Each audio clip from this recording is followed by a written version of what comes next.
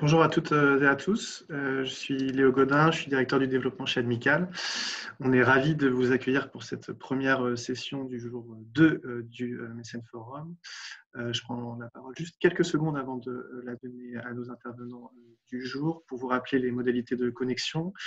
Vous êtes 465 inscrits au Mécène Forum, on est très nombreux à vous avoir si nombreux. Du coup, on a choisi un format webinaire où vous êtes en mute et sans vidéo.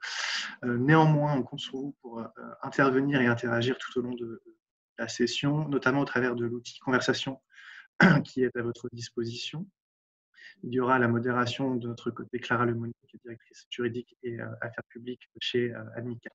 J'en profite simplement pour vous rappeler qu'on a mis à votre disposition une application, ConnexMe, au travers de laquelle vous pouvez interagir entre vous et vous connecter. N'hésitez pas à la télécharger et à l'utiliser. Vous pourrez d'ailleurs, à l'issue de l'atelier, prendre contact avec nos intervenants, Céline et Dorothée, qui pourront répondre après l'atelier à vos messages. Sans plus tarder, je coupe ma caméra et Céline, Dorothée, c'est à vous. Bonne session. Merci Léo. Eh bien, bonjour à toutes et tous. Moi, je suis Céline Lorichesse. Et bonjour, je suis Dorothée Corbier. Alors, Dorothée et moi, nous co-dirigeons une agence qui s'appelle Assemble, qui est une agence de conseil en mécénat, engagement citoyen et communication d'intérêt général. Alors, très rapidement, pour que vous compreniez notre parcours, qui est assez similaire à l'une et à l'autre, on a toutes les deux commencé notre carrière dans une association où on a traité de sujets notamment de partenariat entreprise et de communication. Et puis, on s'est rencontrés il y a une quinzaine d'années en créant puis en dirigeant ensemble pendant 10 ans la Fondation Bouygues Télécom. Donc, nous avons été mécènes. Et puis, depuis 5 ans, chez Assemble, aujourd'hui, nous accompagnons des entreprises mécènes qui souhaitent le devenir sur des sujets stratégiques, opérationnels ou de communication, mais aussi des porteurs de projets, notamment associatifs, pour les accompagner à structurer leur positionnement et leur discours avant qu'ils aillent frapper à la porte de mécènes. Alors, comme on ne peut pas faire de tour de table, mais qu'il peut nous être utile de savoir qui nous avons avec nous, on vous propose, maintenant que vous savez qui nous sommes, de répondre à un très rapide sondage pour savoir dans quel type de structure vous travaillez ou quel type de structure vous représentez, pour qu'on sache un petit peu qui est là. Donc, Léo, je te laisse la main pour lancer le sondage.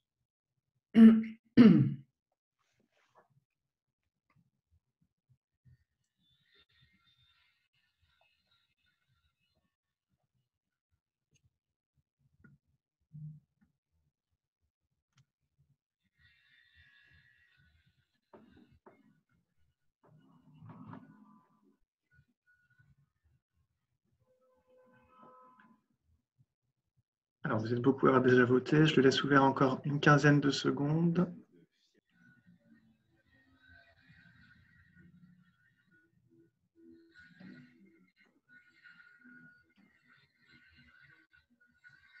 Encore 10 secondes et je publie les résultats.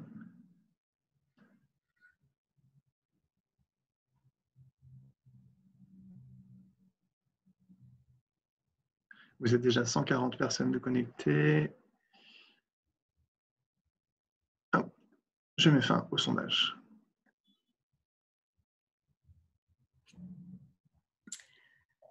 Bien, merci. Donc, on a un peu de tout.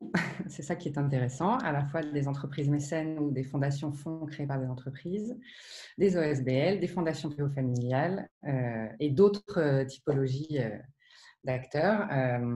Merci beaucoup à tous et toutes d'être là. Alors, notre sujet du jour, dans la continuité de l'atelier d'hier après-midi sur la relation partenariale, dont je ne sais pas si vous y avez tous et toutes assisté, mais qui était très riche. Dorothée et moi, on a choisi d'aborder le sujet suivant, qui est celui de l'évolution nécessaire des stratégies de financement des mécènes, et en particulier 3 d'entre eux: les frais de fonctionnement, la mesure d'impact et la structuration ou restructuration des structures d'intérêt général. Alors, vous allez le voir, on a fait le choix d'un atelier très pratico-pratique, c'est un peu notre marque de fabrique. Donc, on n'a pas fait de slide, on n'a pas de graphique, de schéma et de texte riche à proposer sur des slides. En revanche, on va tâcher de donner des exemples concrets, simples, clairs, pour tâcher d'apporter des tentatives de solutions à cette question que nous avons choisi de traiter. Et alors, pourquoi on a choisi ce sujet dont on entend de plus en plus parler?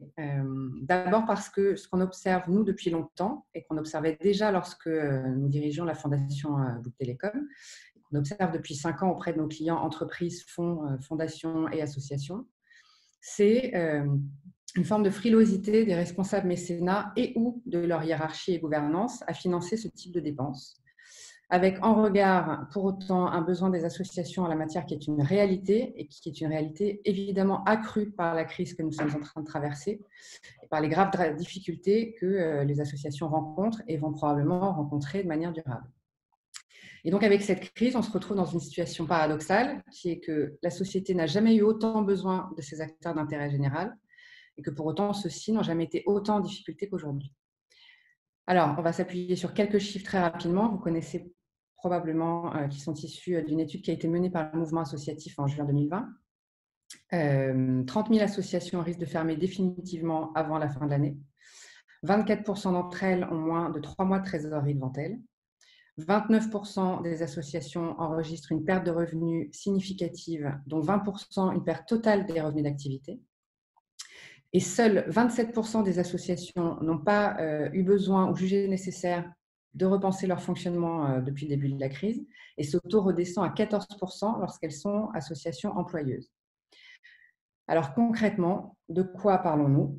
On parle du fléchage ou de l'affectation des financements, sachant que là encore, très schématiquement, il se fait à plusieurs niveaux cumulatifs quand on est un financeur, et a fortiori un financeur mécène. D'abord, on identifie une cause ou un domaine, ou des domaines, à l'intérieur duquel on choisit l'organisme sans but lucratif agissant dans ce domaine, à l'intérieur duquel on choisit une action spécifique, et là encore, parfois, on choisit une ligne de dépense précise dans le cadre de cette action spécifique. Et c'est sur ce dernier point que va porter notre atelier. Donc, la question qu'on a eu envie de se poser, c'est de savoir comment est-ce qu'on concilie la liberté du mécène à affecter ses fonds avec la réponse aux besoins réels des associations. Ce qu'on a observé et ce qu'on observe encore, c'est que beaucoup de mécènes hésitent, voire refusent de financer autre chose que ce qu'ils considèrent comme du projet, à tort ou à raison, enfin, nous y reviendrons. Par projet, on entend des programmes d'action concrètes qui concourent à la réalisation de l'objet social des associations ou des structures à finalité sociale, pour lesquelles ils vont pouvoir mettre en avant des résultats visibles, quantifiables, tangibles, au profit de là ou des causes concernées. On l'observe d'autant plus que cela figure parfois dans des règlements d'appel à projets et que on a eu pas mal, nous, de témoignages de porteurs de projets avec lesquels on a l'habitude d'échanger, qui nous le disent. Donc voilà. Pourtant, comme le disait Céline tout à l'heure, on est vraiment dans une période de fragilité économique ou structurelle. Et donc, les associations, les structures OSBL ont besoin que les mécènes financent d'une part leurs frais de fonctionnement généraux. En effet, on le sait, sans salariés, y compris dans des fonctions support, sans locaux, sans possibilité de déplacement, sans matériel informatique, il n'y a pas de projets qui sont possibles derrière. Ils ont besoin qu'on finance les coûts des études de mesures d'impact et de leurs actions. On observe que pour être à la fois dans une logique d'amélioration continue au bénéfice de l'intérêt général et pour répondre à des attentes grandissantes du côté des mécènes sur ces sujets-là, on a besoin de faire financer des études de mesures d'impact. Et puis, plus conjoncturellement, les coûts augmentent, les coûts de restructuration et d'adaptation de leur modèle augmentent à cause de la crise. Et là, l'idée, c'est de pouvoir s'appuyer sur des financements de mécènes pour repenser un modèle socio-économique, voir sa mission sociale ou son projet associatif, notamment s'il est mis à mal par la crise. De pouvoir financer la digitalisation de ces pratiques, notamment pour continuer à opérer quand le présentiel devient un peu l'exception, comme c'est le cas depuis quelques mois, de pouvoir continuer à mobiliser et animer ces communautés de bénévoles, bénévoles, d'adhérents, sa gouvernance, même quand on est à distance.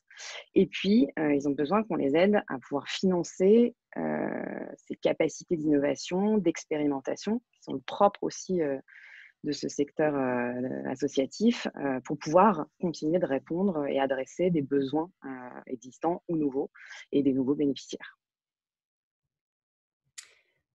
Alors, on a des intuitions sur les freins qui peuvent expliquer cette frilosité des mécènes, mais on aimerait, parmi les principaux freins qu'on a identifiés, savoir celui ou ceux qui vous paraissent les plus importants. Et donc, c'est le deuxième et dernier sondage qu'on vous propose pour identifier quels sont, selon vous, les principaux freins au financement de ces frais de fonctionnement, de mesures d'impact et ou de restructuration, sachant que plusieurs réponses sont possibles. Donc, Léo, je te laisse lancer. Merci beaucoup. Que si vous en voyez d'autres qu'on n'a pas listés, n'hésitez pas à les mettre dans la conversation chat.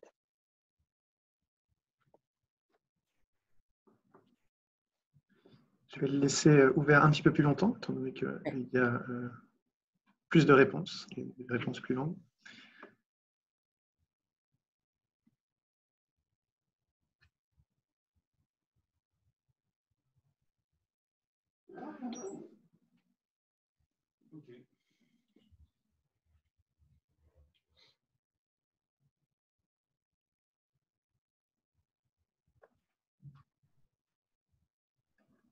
Alors, vous êtes déjà 90 à avoir voté. Je vais le laisser encore une trentaine de secondes.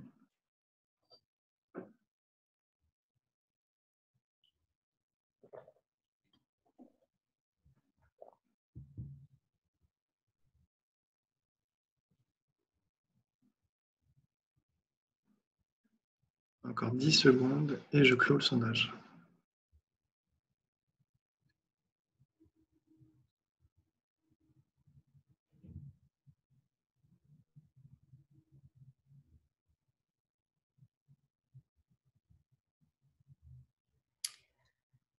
Alors, donc, le résultat parle de lui-même.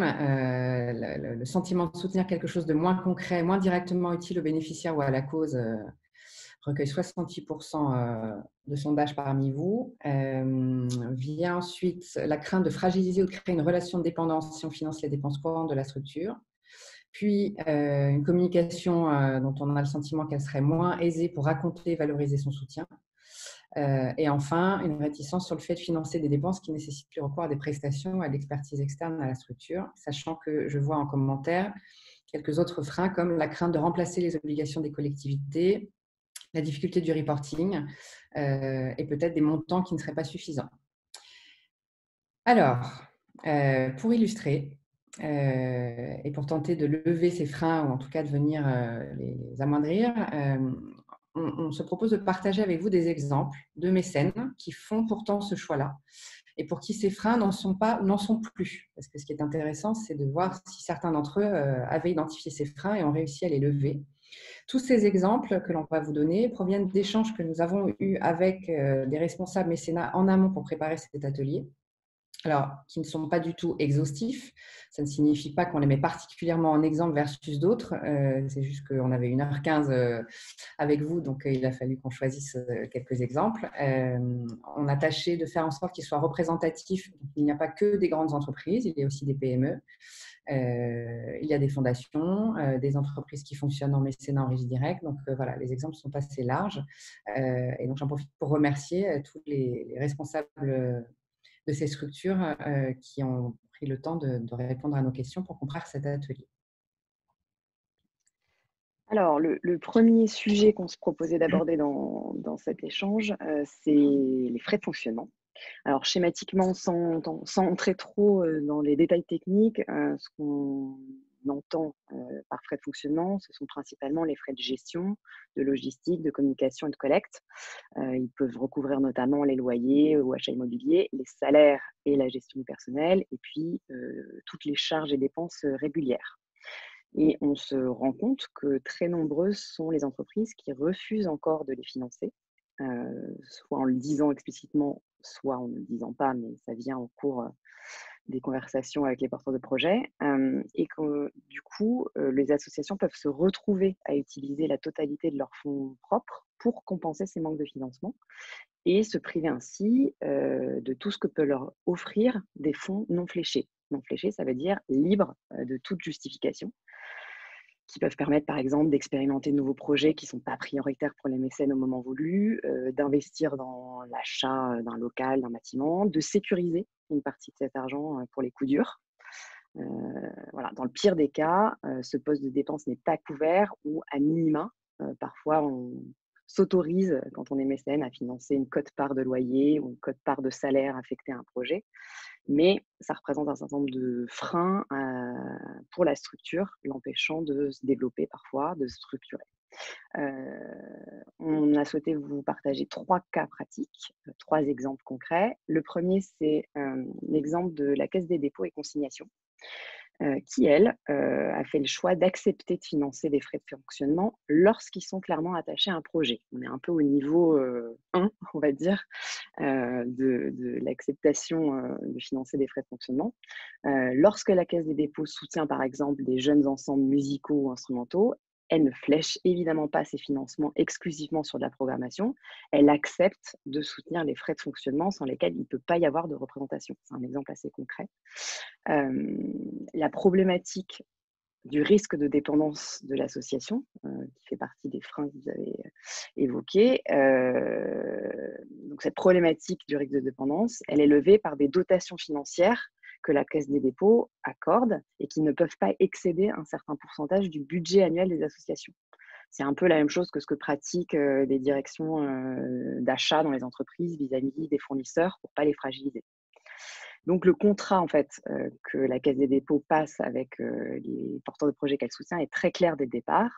Quand elle soutient un ensemble musical, instrumental, elle lui dit qu'évidemment, elle est là sur du long terme, jusqu'à 5 ans, mais que ça va s'arrêter un jour et qu'à partir de la 3e année de soutien, elle réduit petit à petit son soutien financier et elle va leur demander d'aller chercher d'autres soutiens en complément pour préparer ainsi sa sortie de manière responsable.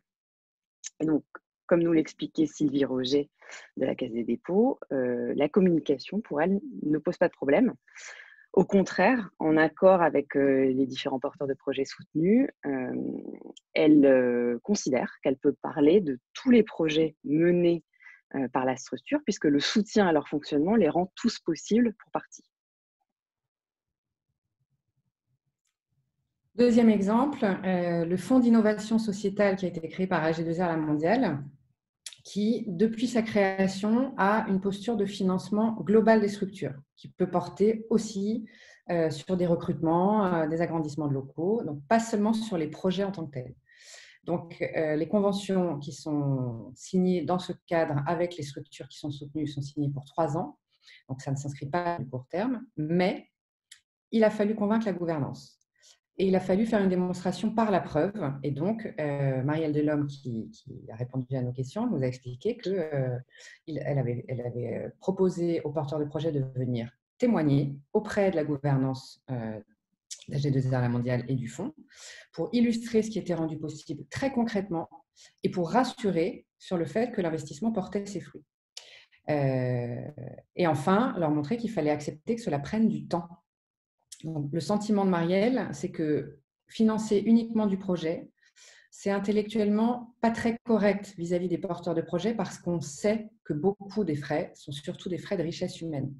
Donc, on peut flécher sur l'opérationnel, mais si on veut aider vraiment les structures dans leur développement, il faut un financement global. Et il ne faut pas se cacher derrière l'analytique ou la présentation en mode projet. Et soyons clairs, beaucoup des associations, et probablement de celles qui nous écoutent, s'arrachent les cheveux à construire des budgets projets dans lesquels elles viennent réintégrer des parties des budgets de fonctionnement pour tâcher quand même d'en faire financer un peu.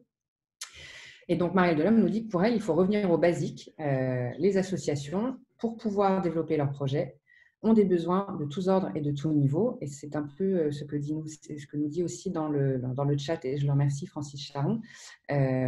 Soutenir seulement des projets pour les associations, ça les tue à terme. Et dans la crise qu'on est en train de vivre, ça va être encore plus vrai probablement. Deuxième frein sur lequel on a interrogé Marielle Delhomme, la communication, qui ressort souvent. Pour elle, elle a une conviction, c'est qu'il est tout aussi respectable d'être celui qui soutient le fond de l'activité que l'activité elle-même et que ça se raconte. Donc, après, c'est un effort de penser sa communication et ses messages et de faire un travail éditorial avec les porteurs de projets autour de ce qu'on peut raconter ensemble. Mais pour elle, c'est un frein qui n'en est pas.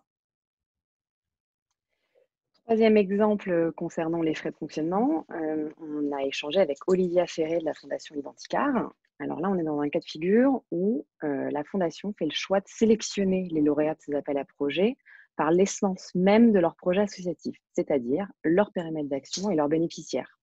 En fait, Olivia constate qu'en général, lors des premiers échanges sur un potentiel soutien, l'association lui demande spontanément ce sur quoi la Fondation souhaiterait flécher son financement. Et elle leur explique que pour le coup, la question du fléchage de ces financements n'est pas un sujet tant qu'ils sont utilisés dans l'intérêt de l'association et de ses projets. Après, l'absence de fléchage n'exclut pas pour autant qu'il y ait un besoin de reporting côté fondation. Donc la Fondation Identicar ne flèche pas ses financements, mais elle leur demande avant comment elles comptent les utiliser et en quoi cela va répondre à leurs objectifs vis-à-vis des bénéficiaires. Donc là, on est vraiment au stade de l'intention. Et puis, à l'issue du partenariat, la Fondation va leur demander d'indiquer à quoi ont servi les financements.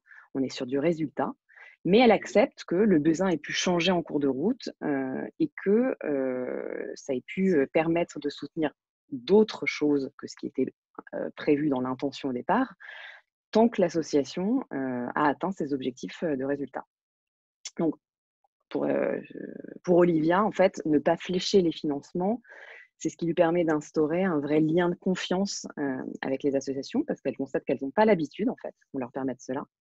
Elle explique que si une association sent qu'elle peut vraiment parler de sa fragilité financière et que de son côté, le mécène est convaincu de l'impact qu'il peut avoir, enfin, de l'impact que peut avoir l'association, alors on instaure une vraie relation de partenariat basée sur la confiance et que voilà, l'aide est beaucoup plus adaptée aux besoins de l'association sans fléchage de financement parce que du coup la Fondation Identicar a le sentiment de soutenir l'entièreté du projet associatif et que ça représente une utilité. Concernant la communication, Olivia raconte comment elle soutient l'association. Elle va communiquer sur son soutien et que le fléchage précis de la subvention ne l'empêche pas de raconter les projets rendus possibles. En fait, elle ne parle pas du fléchage de la dotation ou de la subvention, elle ne parle pas forcément des frais de fonctionnement, sauf à dire qu'elle a rendu possible un certain nombre de choses, mais en fait, il lui suffit d'être au clair en amont avec l'association sur l'histoire qu'elles vont raconter ensemble. Pour résumer un petit peu les principaux enseignements qu'on a essayé de tirer de ces exemples avec Céline, je dirais que le premier, c'est d'écouter et d'échanger avec les porteurs de projets, qui semble nécessaire pour comprendre l'économie générale de leur projet associatif et comment le fonctionnement de la structure y contribue. Et deuxième enseignement, c'est que financer les frais de fonctionnement, ça ne nous interdit pas en tant que mécène de s'interroger sur le ratio frais de fonctionnement, frais opérationnels dans le budget global. Notamment, c'est normal d'avoir besoin d'identifier et d'évaluer d'éventuels risques de fragilité sur le long terme d'une structure qui pourrait s'avérer dépendante de ses frais de fonctionnement. Mais en tout cas, ce qu'on note, c'est qu'il y a une relation confiance et d'échange assez transparent qui s'instaure pour parler de ces sujets-là. Il y a, je pense, un certain nombre de... C'est difficile de regarder le chat en même temps que ces notes.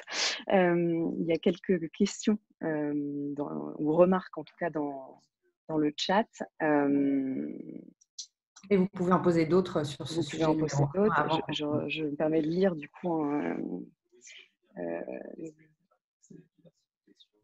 Oui, Francis Charon a raison de le rappeler. Il ne faut pas oublier que quand on ne prend pas les frais de projet ou les frais de fonctionnement d'un projet en compte dans ses subventions, dans son attribution de subvention, c'est forcément quelqu'un d'autre qui va le faire. Donc, il y a un moment où il faut quand même avoir une conscience, et c'est un peu ce que disait Marielle, hein, que c'est l'oublier dans la façon de construire ces dotations, c'est intellectuellement parfois malhonnête. Il y a une question. Comment est perçu le don aux frais de fonctionnement par le législateur sous l'angle de la fiscalité? Je te laisse répondre là-dessus, Céline.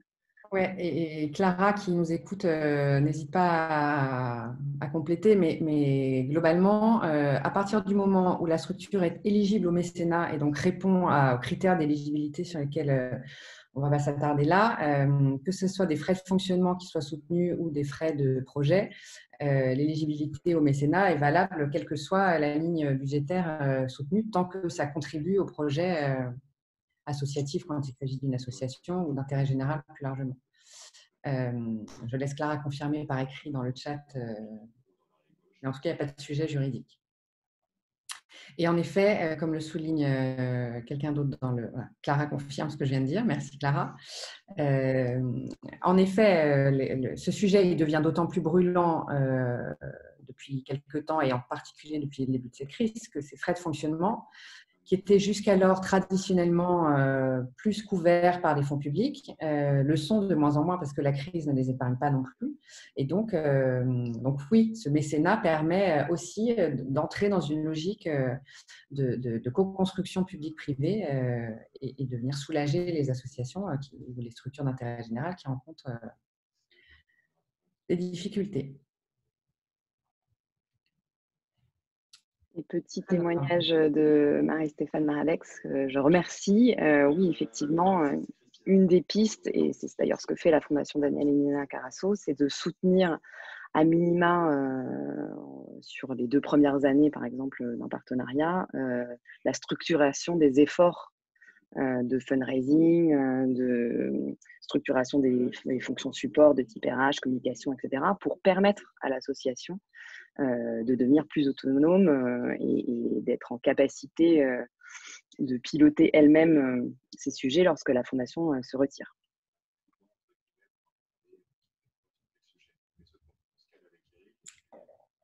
On va pouvoir passer au deuxième sujet qui est la mesure d'impact. Sachant que si vous aviez encore des questions et qu'elles apparaissaient dans le chat, on tâchera d'y répondre soit à la fin de l'atelier s'il reste du temps, sinon en effet dans l'article qu'on publiera dans le mag amical après le Mécène Forum. Donc le deuxième sujet, c'est la mesure d'impact.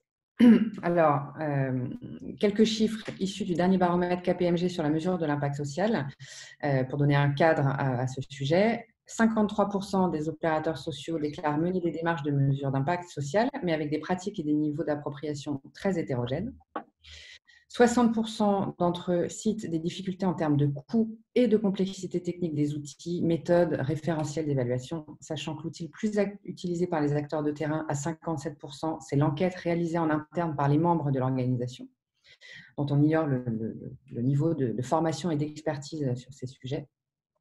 Et 50% citent des résistances internes de la part des membres de l'organisation. Pourtant, donc, la mesure de l'impact social, ce n'est pas à ce public-là qu'on va l'apprendre, c'est un enjeu essentiel pour la gestion et le développement des associations. D'abord parce qu'apporter la preuve de son impact positif sur la société, ça devient une condition essentielle à l'obtention ou au renouvellement de plus en plus de financements, et qu'ils soient publics ou privés. Ensuite, parce qu'il y a une exigence accrue des bailleurs de fonds en matière de suivi des projets ou des structures qu'ils financent et de reporting à l'égard de leurs propres parties prenantes. Et il y a à ce titre une attente grandissante sur le qualitatif au-delà du quantitatif, donc les chiffres ne suffisent plus.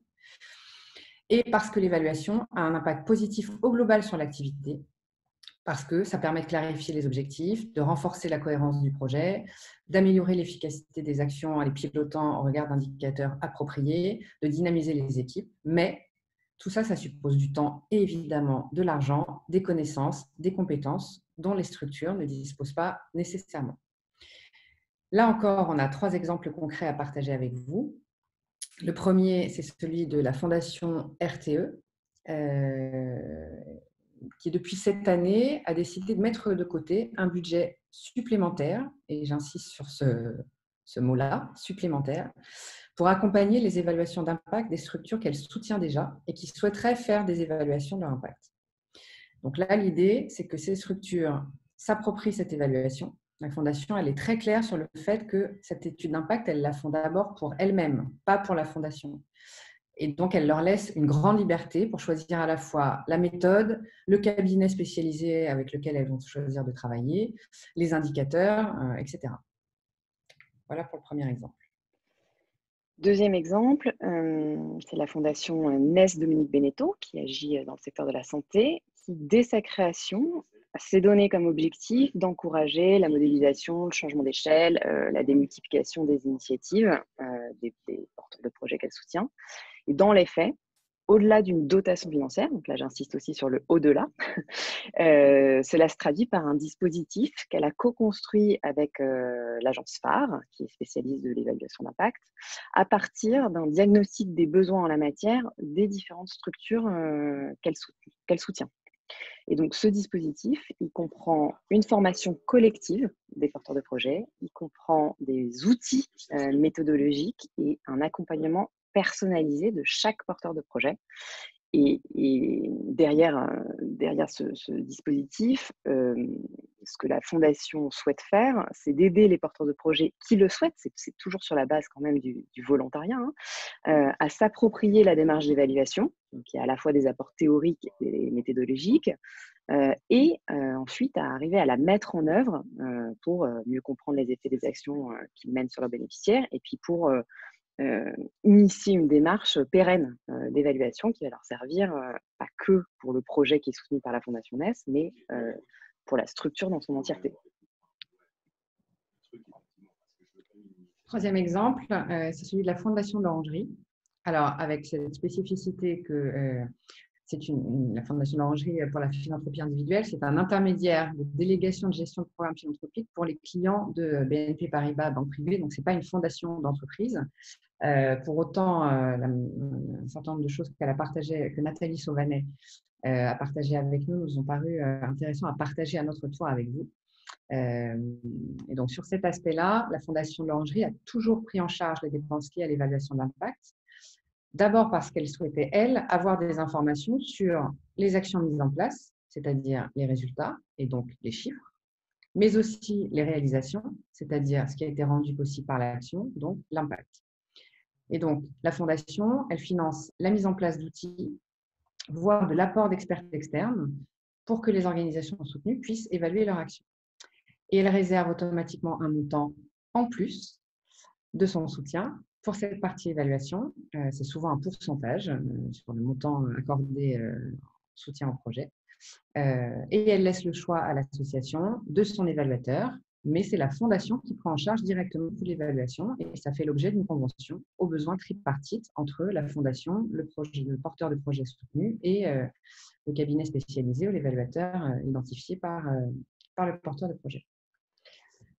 Donc, pour résumer, les enseignements sur cet exemple-là, avant qu'on puisse vous proposer de poser des questions, sauf à être un mécène qui financerait principalement ce type de dépenses et qui en ferait sa mission, le financement de l'évaluation doit idéalement venir en plus des financements, soit de frais de fonctionnement ou de projet, mais en tout cas pas au détriment d'eux. Et on a le sentiment qu'il y a un besoin de faire davantage de pédagogie pour lever les craintes, cette fois-ci côté porteur de projet, qu'un budget alloué à de l'évaluation vienne en substitution du budget directement alloué à leurs actions ou de fonctionnement, et que ça a une utilité pour leur permettre d'avoir une meilleure connaissance de ce que ça peut leur apporter pour la gestion et le développement de leur projet associatif. Et donc, avec ces réserves, en tout cas ce soin-là apporté à cet échange avec les porteurs de projets pour lever ces craintes, et avec cette idée que ce soit des financements qui viennent en plus d'autres financements, voilà ce qu'on retient de cette question du financement de la mesure d'impact. Et donc, avez-vous des questions dans le chat ou des réactions?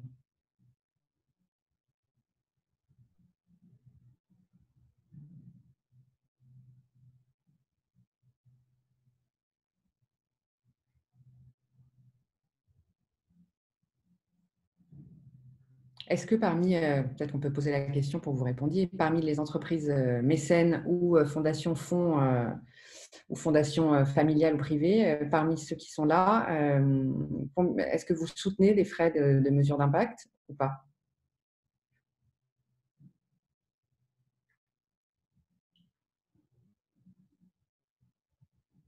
Quel est le montant moyen, il y a une question, quel est le montant moyen alloué à une évaluation d'impact par projet? Alors, en l'occurrence, on va faire une réponse de oui et non. En fait, le montant dépend souvent d'un pourcentage. Enfin, la pratique, hein, ce qu'on a pu observer, c'est que souvent, on se dit qu'il faut que l'évaluation d'impact, ce soit 5 à 10% en plus du budget alloué au projet. Mais c'est assez variable en fait. Ça dépend si l'évaluation de mesure d'impact, elle va démarrer avec le projet et l'accompagner pendant les 2-3 années de mise en place ou d'expérimentation, ou si elle vient a posteriori. Voilà, c'est assez variable, mais souvent on se rend compte qu'il y a un pourcentage en fait qui est calculé, je dirais 5 à 10%.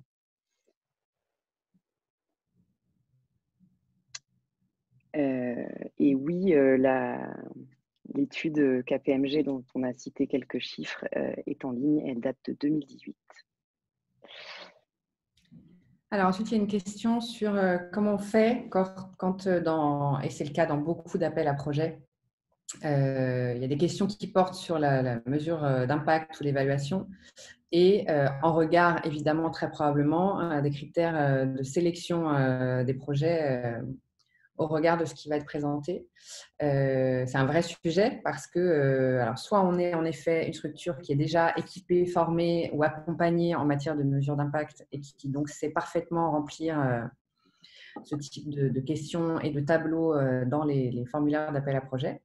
Reste pour autant la question de comment pourra-t-elle le financer sur ce projet en particulier pour lequel elle répond à l'appel à projet.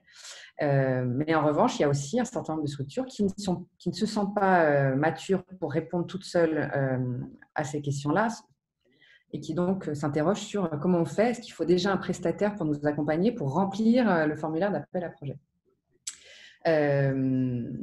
Ce que les mécènes, et ceux qui sont là et qui nous écoutent peuvent réagir, ce que les mécènes regardent, c'est davantage la démarche dans laquelle une structure, de manière volontariste, se place en matière d'évaluation du projet qu'elle présente.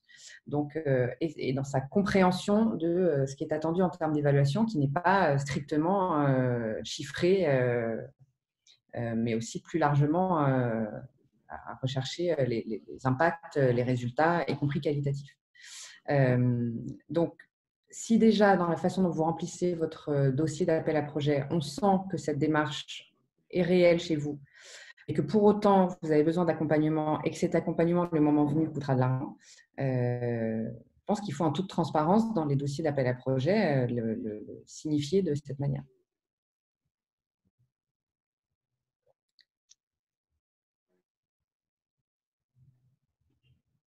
Oui, pour répondre peut-être à certains, je ne vois pas les questions dans l'ordre parce que ça arrive vite. Mathilde, qui avait une question sur, dans la mesure où un prestataire de service n'est pas encore identifié par la structure associative, avez-vous des exemples où c'est le mécène qui identifie le prestataire pour l'association?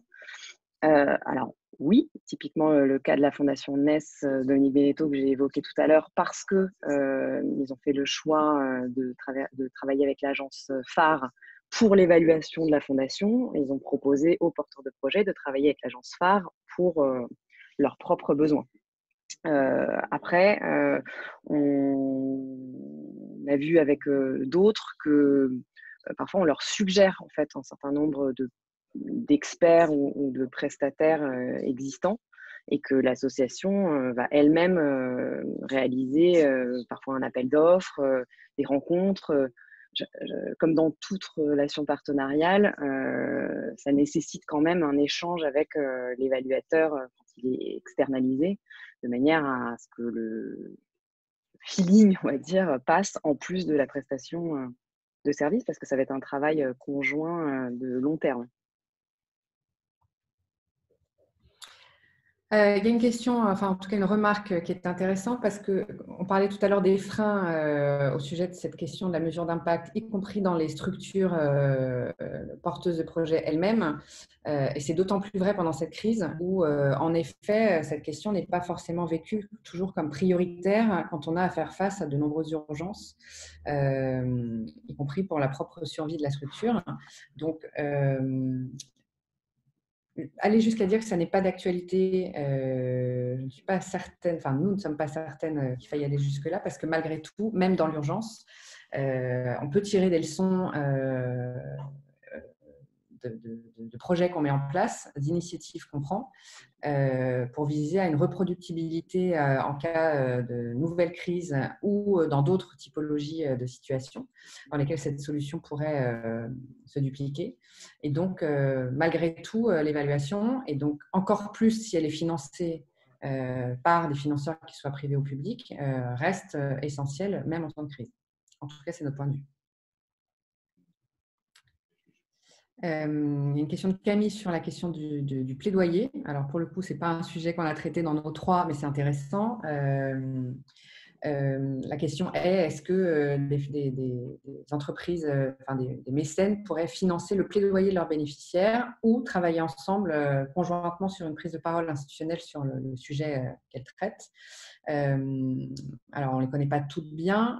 Moi, j'ai un exemple qui me vient en tête parce qu'on les connaît de près, qui est la Fondation NES. Qui réfléchit probablement à ce sujet parce qu'elle a décidé de traiter un sujet qui est celui de l'humain dans la santé et de la relation entre de la médiation en santé. Je ne serais pas étonnée que dans les années à venir, elle s'intéresse au financement du plaidoyer des structures qu'elle soutient, voire qu'elle décide d'en faire un collectivement avec les structures soutenues sur ce sujet. Je n'ai pas d'autres exemples en tête, mais c'est en effet probablement une piste pour l'avenir. Qui rejoint probablement les enjeux de communication qui ont été beaucoup évoqués dans l'atelier d'hier sur comment est-ce qu'on travaille ensemble à mieux communiquer aussi et à, du coup faire du plaidoyer sur les causes et les projets. Il y a une autre question. Est-ce qu'un financement de la mesure d'impact d'un projet n'est pertinent que si ce projet est important par sa valeur, sa durée et le volume des bénéficiaires? Alors moi, j'ai tendance à penser que non.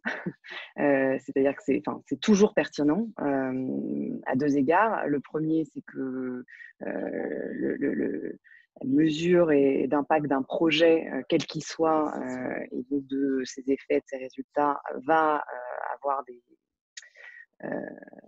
enseignements pour l'avenir de d'autres projets. Et puis par ailleurs, on est toujours dans cette idée que c'est ce qui fait aussi monter la structure en compétences sur ces sujets-là, pour qu'ensuite elle puisse le démultiplier sur tous ces projets éventuellement, et pour son projet associatif globalement. Il y a une remarque très juste dans le chat sur le fait que, évidemment, soutenir la mesure d'impact, c'est également rendre possible la recherche d'autres mécènes pour la structure accompagnée. C'est ce qu'on a voulu dire tout à l'heure dans le fait de contribuer à l'amélioration continue des structures que vous soutenez en finançant la mesure d'impact en plus de ce que vous financez par ailleurs. Parce qu'en effet, ça va leur ouvrir d'autres portes en solidifiant et en crédibilisant leur discours et leurs projets parce qu'ils en auront mesuré concrètement les résultats. Je regarde l'heure parce qu'on a un troisième sujet à traiter, mais ça va, on a encore un peu de temps.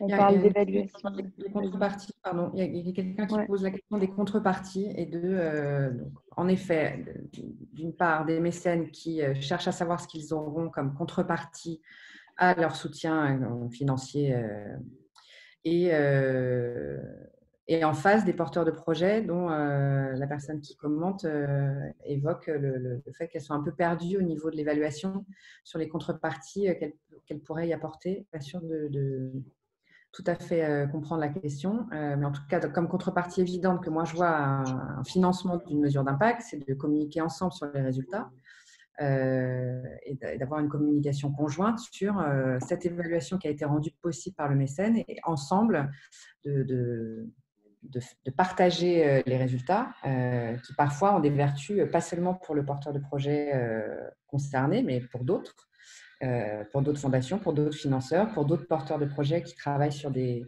thématiques ou des modes d'action similaires. Donc voilà. Céline Dorothée, vous avez également une question de Léa qui demande est-ce que les freins sont différents et ou plus ou moins importants selon les domaines d'intervention des bénéficiaires, exemple culture, santé sociale, environnement, humanitaire?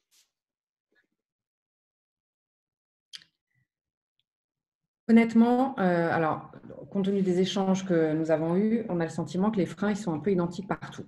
Très franchement, il n'y a pas de choses qui ressortent très nettement chez les mécènes du social versus les mécènes de la culture ou de l'environnement. Cette question, que ce soit pour les frais de fonctionnement, la restructuration ou la mesure d'impact, elle est valable de manière assez générale.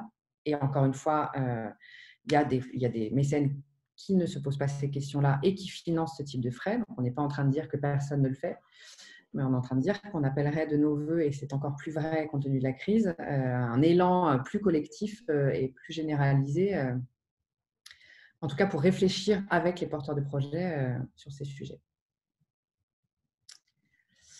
Il y a plein de questions, mais pour le coup, on va quand même être obligé de penser. On les prendra toutes en compte et on tâchera de les traiter dans l'article qu'on publiera sur le sujet post-Mécène Forum. Peut-être juste pour répondre au dernier commentaire sur l'idée d'envisager l'évaluation de façon globale plutôt que projet par projet. Du côté du mécène, oui, moi je trouve que pour le coup, c'est plutôt une démarche à initier. Je ne l'ai peut-être pas précisé tout à l'heure, mais c'est le cas de la Fondation NES Dominique Beneteau, c'est-à-dire qu'en plus de l'évaluation par projet qu'elle mène ou qu'elle propose aux porteurs de projet, elle a décidé d'évaluer sa propre action au regard de l'ensemble des porteurs de projet qu'elle soutient.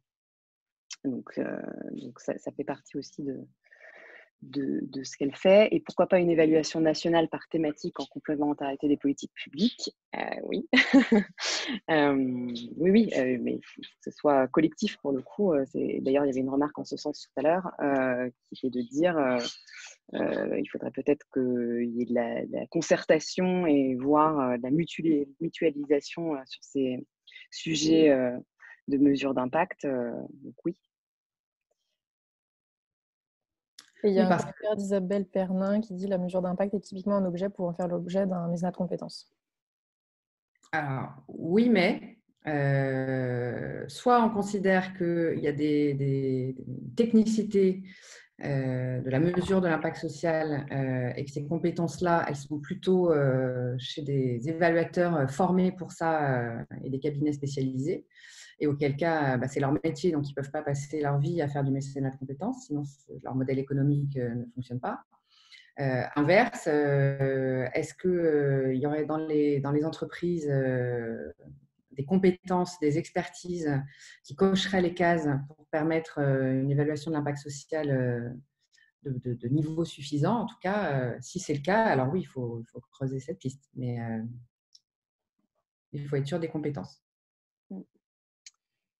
Je vous propose qu'on passe au troisième sujet qu'on avait envie d'aborder au cours de cette conférence, qui est les frais relatifs à la structuration ou à la restructuration. Et par ça, on entend le fait de pouvoir soutenir les associations dans leur capacité à s'inscrire dans la durée, de contribuer à la pérennisation et au développement des structures à finalité sociale. On l'avait évoqué tout à l'heure dans notre introduction, mais c'est vrai dans l'absolu, ça l'est encore plus en période de crise, qui vient mettre à mal le modèle socio-économique de certaines structures, voire sa mission sociale, qui vient perturber la nature de ces actions et qui fait sans doute émerger des besoins encore plus criants en termes de modernisation des outils, adaptation, digitalisation des pratiques, formation. Voilà, avec cette idée de pouvoir continuer à mener leurs actions, de continuer à mobiliser et animer des communautés, d'entretenir cette capacité d'expérimentation et d'innovation, etc. Je ne reviens pas sur ce qu'on a dit tout à l'heure. Là encore, 3 exemples concrets qui sont le fruit de nos échanges avec différents responsables de fondations. Le premier exemple, c'est la fondation RTE, qui, depuis quelques mois, très peu d'années en tout cas, c'est récent, essaie de professionnaliser son accompagnement pour soutenir ses bénéficiaires qui souhaitent repenser ou développer de nouvelles stratégies. Donc là, on est encore sur la base du volontariat et de l'étude des porteurs de projets qu'elle soutient déjà. Sur la question du modèle économique, par exemple, elle fait appel à des professionnels de l'accompagnement de l'ESS. Et pour ça, elle a signé un accord cadre avec Ticket for Change, dont elle prend en charge les interventions pour le compte des associations bénéficiaires de son soutien. Deuxième exemple, la Fondation Chanel, qui a, pour la 2e année consécutive, lancé un appel à candidature qu'elle a baptisé l'Échelle. Et donc, le dernier en date avait lieu pendant le premier confinement avec une date limite qui était au 30 juin. Donc, on était vraiment au cœur du début de cette crise.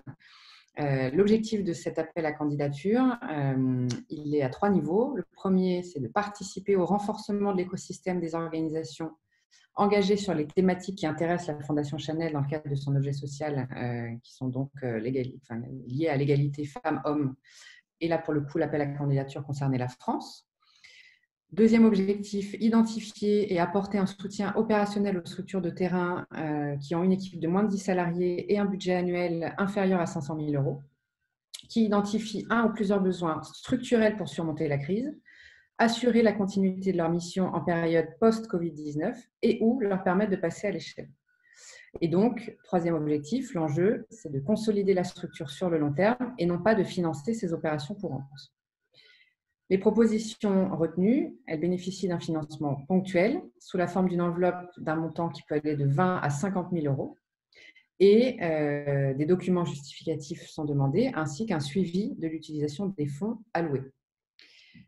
Pour votre information, en juin 2020, alors même que cet appel à candidature s'adressait exclusivement à des associations françaises œuvrant sur le thème de l'égalité femmes-hommes, donc on est quand même sur un spectre assez réduit, la Fondation a reçu plus de 100 candidatures, ce qui vient attester la réalité, voire l'urgence du besoin en matière de restructuration face à la crise.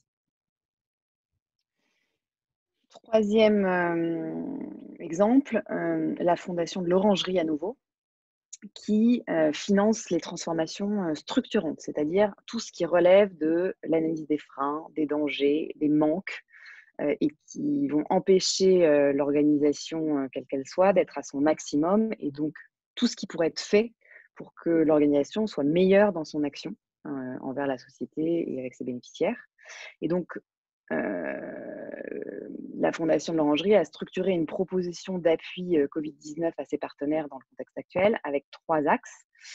Le premier, c'est pour réagir et évidemment couvrir des dépenses exceptionnelles liées à la mise en place de dispositifs de réaction à la crise, mais des dispositifs ayant vocation à se pérenniser. Deuxième axe qu'elle a appelé surmonter. L'idée, c'est de financer la restructuration de l'activité en ayant identifié les dépenses compressibles, les recettes qui sont en danger, les potentialités de revenus alternatifs. Donc là aussi, il y a quand même une logique derrière de pérennisation. Et troisième axe, renforcer la partie structure pour accompagner l'organisation et notamment renforcer la structure en se basant sur la capitalisation des enseignements qui sont tirés des mesures de pilotage d'urgence et des évolutions liées au contexte sociétal. Concrètement, si je prends des exemples qui nous ont été donnés par Nathalie Sauvanet. Dans le contexte actuel de la crise sanitaire, si le besoin de l'association qui sollicite la Fondation de l'Orangerie, c'est d'acheter 100 000 masques, la Fondation de l'Orangerie ne va pas financer car ce n'est pas un besoin structurant. En revanche, la Fondation va s'intéresser aux raisons de ce besoin de masques. Pourquoi est-ce que l'association se retrouve à devoir financer 100 000 masques? Et donc, la Fondation pourrait financer un projet qui consisterait, par exemple, à analyser la population bénévole et leur formation aux mesures sanitaires ou qui porterait sur la stratégie de renouvellement des forces bénévoles pour l'association. Voilà, elle va travailler vraiment sur les causes. Autre exemple avancé par Nathalie Sauvanet, qui est un exemple lié à l'incendie de Notre-Dame en avril 2019.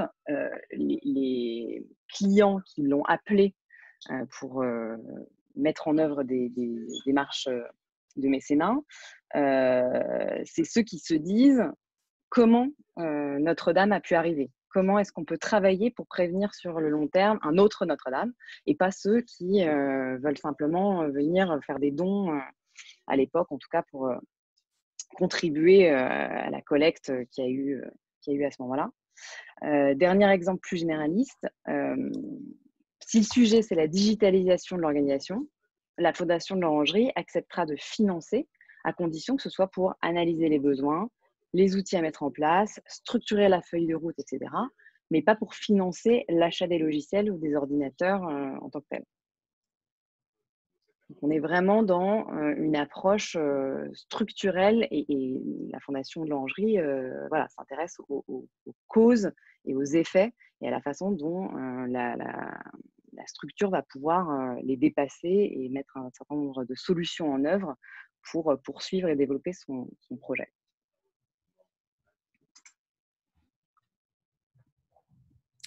Est-ce qu'il y a des questions sur cette troisième thématique du financement des frais de restructuration ou des réactions, pardon.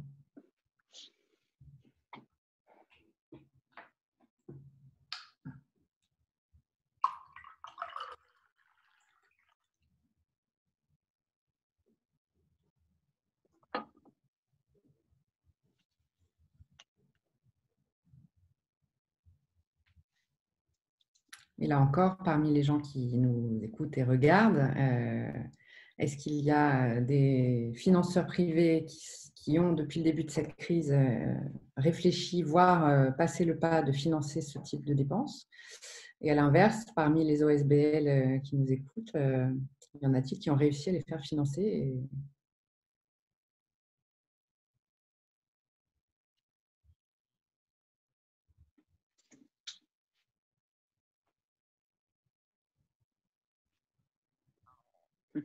Avez-vous des enseignements?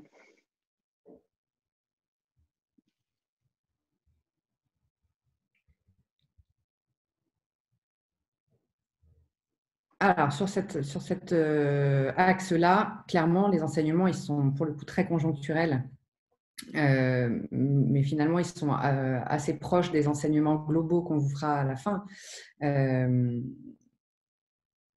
L'enseignement, c'est d'être dans un dialogue et une écoute extrêmement active des porteurs de projets pour comprendre, voire les aider à comprendre eux-mêmes quels peuvent être leurs besoins en matière de restructuration. Donc, ça demande un travail d'accompagnement au diagnostic, de co-diagnostic quand c'est nécessaire, ou bien d'écoute du diagnostic quand le porteur de projet est largement capable de le faire seul. Pour être un financeur qui se met au service des porteurs de projets, très particulièrement quand ils rencontrent des difficultés aussi graves que celles que toutes les structures sont en train de traverser. Et des problématiques structurelles, donc du financement de frais de structuration ou de restructuration, ça va occuper beaucoup de structures d'intérêt général dans les mois qui viennent.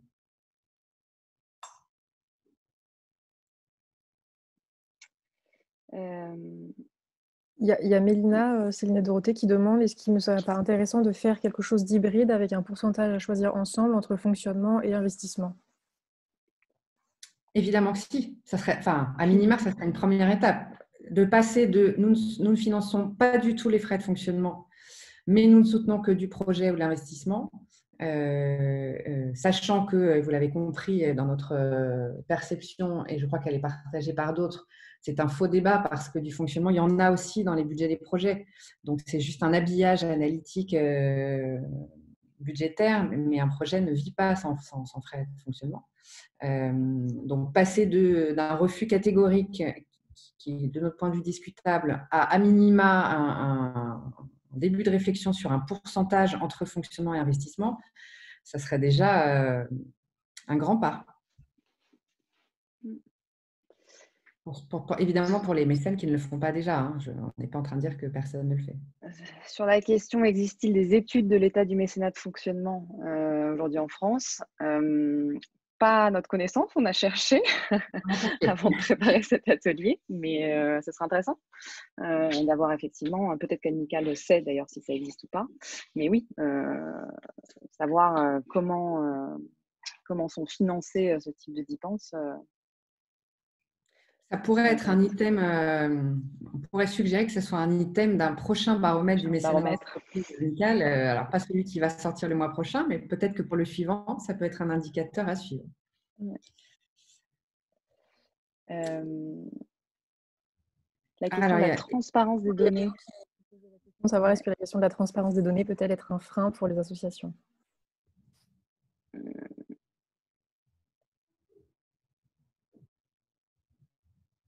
Alors, de toute façon, il y a des sujets sur lesquels la confidentialité est quoi qu'il arrive, obligatoire, hein, sur les sujets de ressources humaines, par exemple.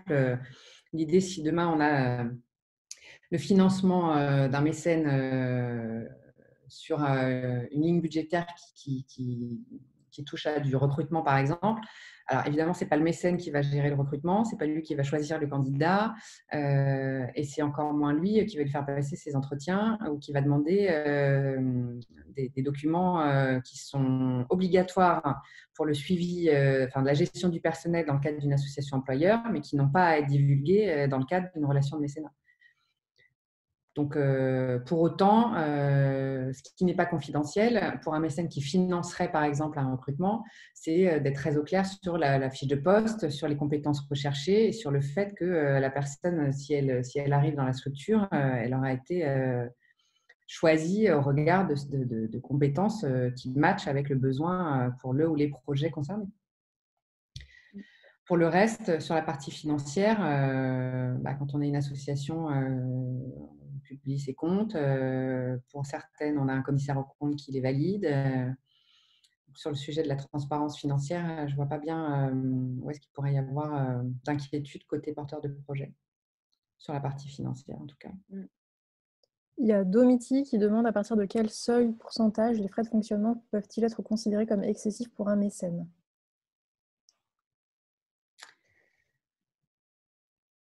Alors, ça, c'est une bonne question parce que c'est très… Enfin, il n'y a pas une réponse unique. Et puis, il n'y a pas une réponse unique du côté des mécènes et il n'y a pas de réponse unique selon l'activité de la structure. Si l'association fournit des services qui sont assurés stricto sensu par ses salariés, forcément, les frais de fonctionnement, puisqu'elle ne vend pas de produits et que le cœur de son action, c'est de mobiliser des permanents de la structure auprès de publics bénéficiaires, par exemple, ou pour faire de la sensibilisation à l'environnement, c'est les exemples qui viennent en tête. Forcément, ces structures-là, la part des frais de fonctionnement dans son budget global s'expliquera par la nature de son activité. Donc, il n'y a pas de réponse complètement mathématique à cette question. C'est forcément à mettre en regard de la nature concrète de l'activité de la structure.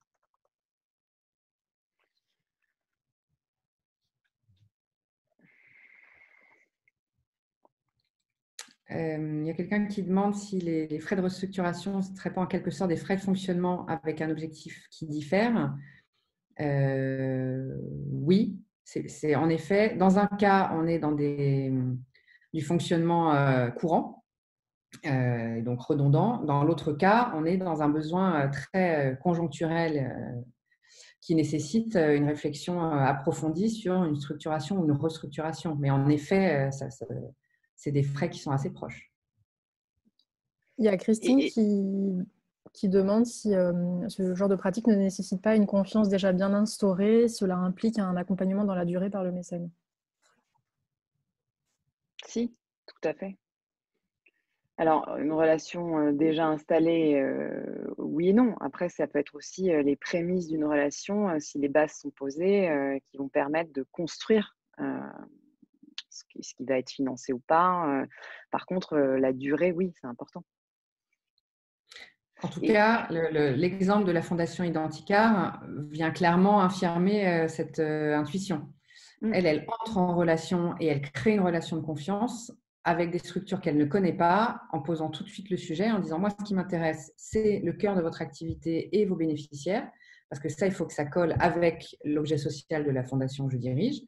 Pour le reste, expliquez-moi ce que vous comptez faire de l'argent et si finalement ce fléchage a changé en cours de route parce que les besoins ont évolué, dites-le moi et soyez concrets sur ce à quoi ça a servi. Pour le reste, je vous fais confiance. Si vous me dites que cet argent, quoi que vous en fassiez, il va servir le projet et qu'il va servir à lui permettre d'atteindre ses objectifs, alors ça me va. Et pour autant, elle n'est pas dans une relation qui a duré depuis des années. Donc, les deux sont vrais, ça dépend de ce qu'on veut installer comme relation. Et pour aller dans le sens de André qui dit le mécénat de compétences pourrait répondre en partie aux frais de fonctionnement et aux besoins de restructuration, de structuration, oui, bien sûr.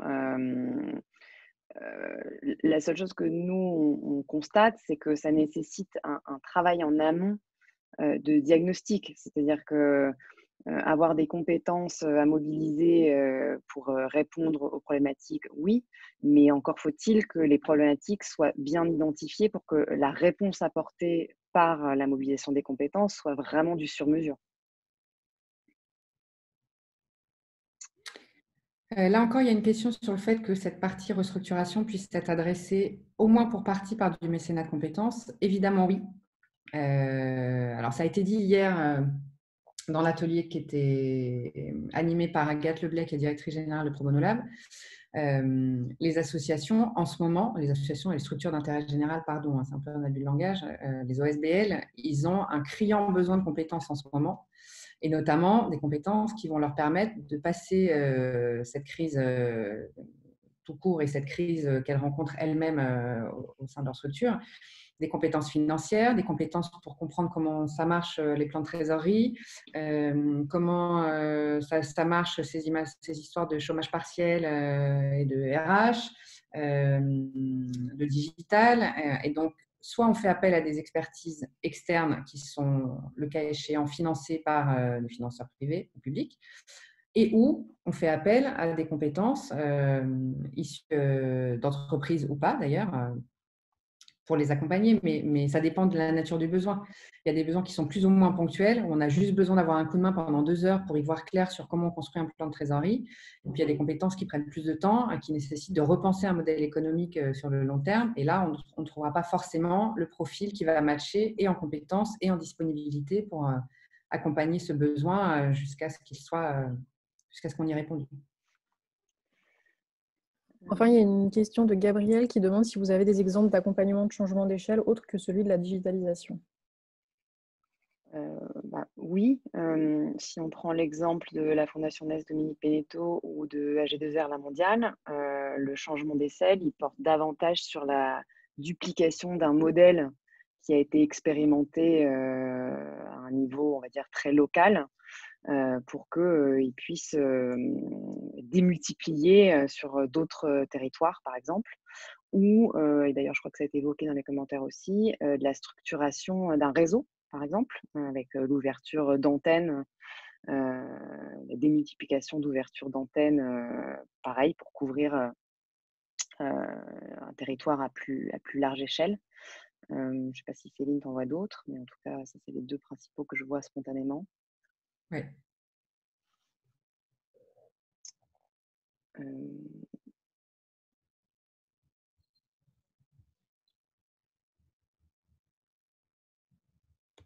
Et il nous reste, oui, il reste à peine 5 minutes, donc je pense qu'on traitera les autres questions dans l'article et on va conclure.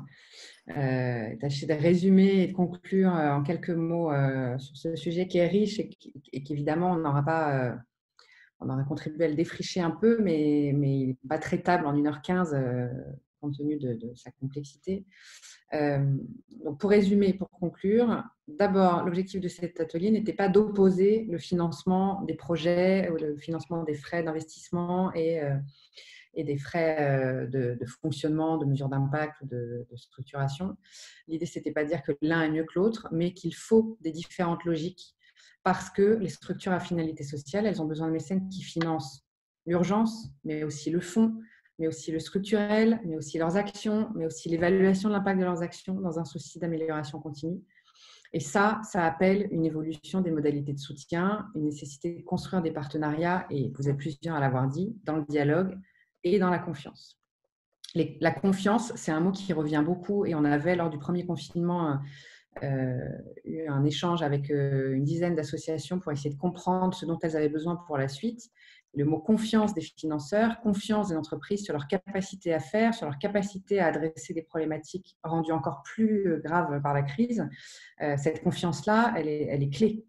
Surtout quand eux-mêmes adressent cette urgence avec toutes les difficultés que ça implique. Voilà, elles ont besoin que les financeurs soient au rendez-vous de cette confiance-là. La deuxième chose que je voulais dire en synthèse, c'est que cet atelier, il n'avait pas comme vocation ni de juger des choix opérés par les mécènes et évidemment pas de donner des leçons, mais d'inviter à une réflexion éclairée sur le sujet. On a essayé de nourrir d'exemples le plus concrets possible pour ne pas rester au stade de la théorie et des grands discours, mais vraiment de partager l'expérience de responsables de fondations ou de mécénats qui ont conscience que le partage et la mutualisation des bonnes pratiques sont nécessaires pour encore répondre mieux aux enjeux. Et c'est d'ailleurs tout le sel et l'intérêt du Mécène Forum sur ces 2 jours de manière plus globale. Nous, on a le sentiment que, pour l'avoir été nous-mêmes, les opérationnels de mécénat peuvent jouer un rôle à 2 niveaux.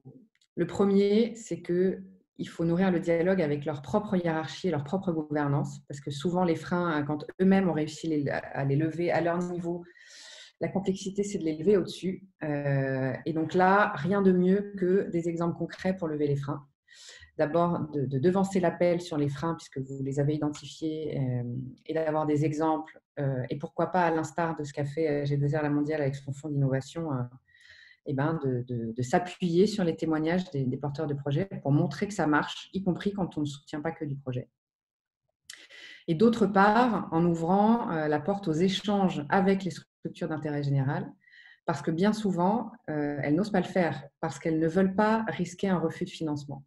Et donc, cette interdiction qu'elles se posent à elles-mêmes d'évoquer ce sujet dans un document, un formulaire d'appel à projet, a fortiori, et parfois même dans le cadre d'une première rencontre, d'un premier échange sur les besoins de l'association, c'est des sujets que la plupart s'interdisent d'évoquer, partant du principe que pour séduire un mécène, il vaut mieux lui parler des projets et le faire rêver sur les projets et leur impact sur les bénéficiaires, plutôt que de leur dire que pour ça, il faut qu'on ait Madame Michu à la compta, une photocopieuse et un véhicule. Donc, voilà ce qu'on voulait vous dire. C'est qu'on espère que ce mouvement va s'amplifier parce que cette crise l'impose et parce que, comme le disait Sylvaine en introduction du Mécène Forum, dans toute crise, il y a des occasions d'apprendre et d'opérer des changements qui vont être profonds et durables. Si cette crise-là, à l'échelle du mécénat, peut avoir cette vertu, eh bien, ce sera formidable. Voilà. Est-ce que Dorothée, tu veux ajouter quelque chose dans la minute qui nous reste? On aura tenu impeccablement. Merci. Merci aussi pour les commentaires et les questionnements. On continue, nous, de s'interroger et on sera ravis, effectivement, dans l'article à venir, d'essayer à la fois de résumer tout ce qu'on a dit en vous citant les exemples concrets, de répondre aux questions auxquelles on n'aurait pas répondu. Et puis, voilà, la discussion, elle reste ouverte, elle est loin d'être terminée, que ce soit avec nous ou avec d'autres.